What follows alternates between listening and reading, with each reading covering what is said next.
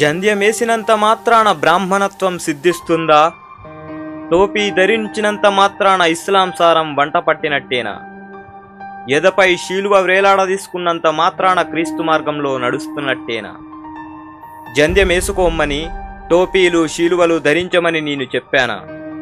నేను మిమ్మల్ని మీకోసం ప్రకృతిని సృష్టిస్తే మీరు ఇష్టానుసారం కుల మతాలను సృష్టించుకొని చంపుకుంటూ చివరికి నా కోసమే అని సమర్థించుకుంటారా? మీ అవసరాలకు విలాసాలకు ప్రకృతిని నాశనం చేసి విలయాలకు బాధ్యుని నేనంటూ నన్ను ఆడిపోసుకుంటారా? దీక్షలు తీసుకోమని నేను చెప్పానా? కడుపులు కాల్చుకోమని నేను చెప్పానా?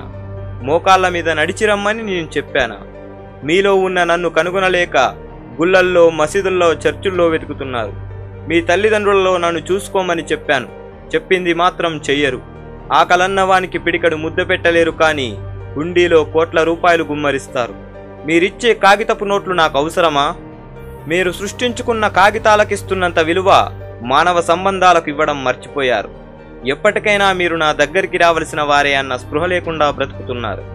చనిపోయిన తర్వాత మిమ్మల్ని చుట్టే వస్త్రానికి జేబులుండవు. సంపాదించిన సొమ్మును దాచుకోవడానికి నీ సమాధిలో బీరువాలు ఉండవు.